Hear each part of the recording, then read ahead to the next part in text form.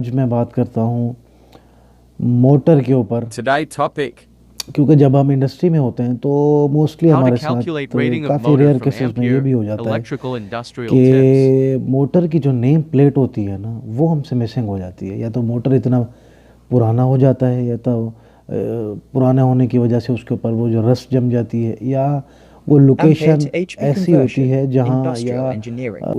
Dust या pollution की वजह से वो उसकी जो नेम प्लेट होती है वो बिल्कुल ही मिट जाती है।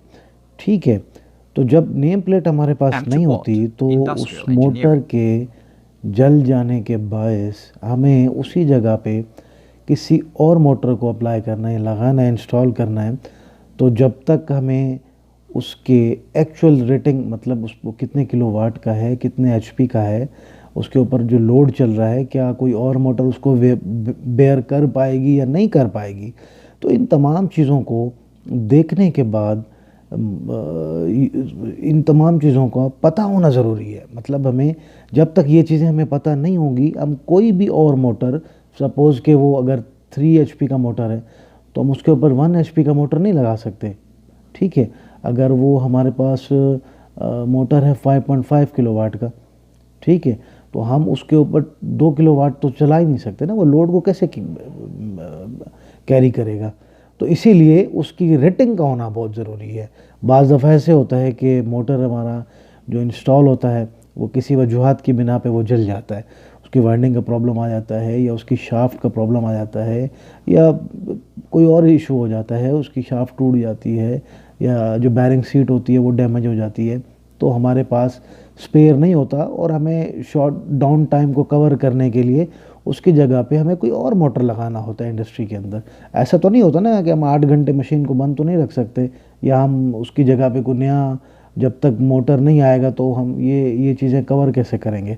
तो उसको कवर करने का आसान तरीका ये होता है कि हमें मोटर का एम्पेयर तो मालूम हो सकता है। अगर सिंगल फेज़ मोटर है तो आसान है, आपके पास टूल्स होते हैं, आप उसको यूज़ करें, उसको यूटिलाइज़ करें, तो आप होपफुली अखज़ कर पाएंगे एक्चुअली वो कितने एचपी का है, कितने किलोवाट का है। उसका आसान तरीका मैं आपको बता देता हूँ। उसका आसान तरीका ये होता है, अगर तो वो है सिंगल फेज़ का मोटर तो पहले पहले हमें उसके वाट मालूम कर लेने हैं। वाट कैसे मालूम होंगे, वो आपको पावर निकालना पड़ेगी। पावर का फार्मूला सिंगल फेज़ में ये लिखा हुआ है। पावर का फार्मूला मैं बता भी देता हूँ आपको। P is equal to V I cos phi, यानी कॉज फाई यानी पावर फैक्टर। पावर फैक्टर क्योंकि मोटर की मैं बात कर रहा हूँ, तो मोटर हमारे पास इंडक्टिव लोड है। इंडक्टिव लोड का जो पावर फैक्टर होता है 0.8 इंडस्ट्री में यूज़ किया जाता है। तो जब हम, और वोल्टेज हमें सिंगल फेज ऑलरेडी मालूम है, सिंगल फेज 220 मल्टीप्लाइड बाय, और हम क्लैम्प मीटर यूज़ कर सकते हैं।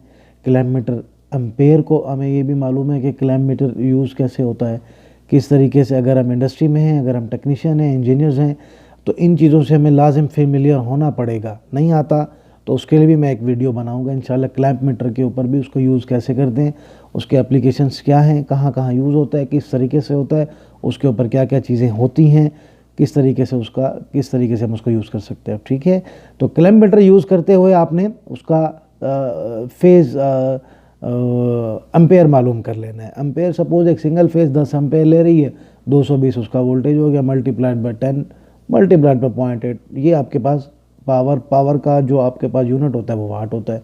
ठीक है, आपके पास ये वाट आ गया। अब किलो तरीके से मुझे मालूम करना है एचपी, मोटर कितने एचपी का है, उसका भी आसान तरीका है। हमारे पास वाट तो आ गए हैं, वाट को सिंपल आप डिवाइड कर दें 746 के ऊपर। HP equals what ये 746 के 746? ऊपर ये आपके पास जो वाट है उसको डिवाइड करेंगे तो वो हॉर्स पावर आ जाएगा आपके पास।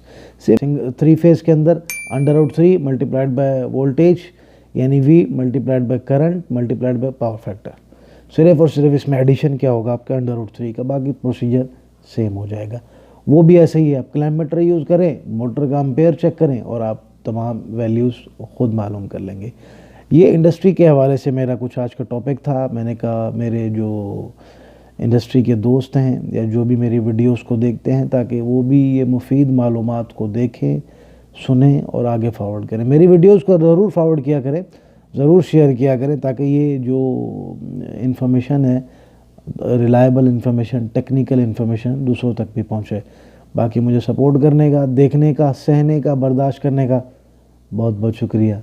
कनेक्ट रहिए, स्टे ट्यून। अस्सलाम वालेकुम।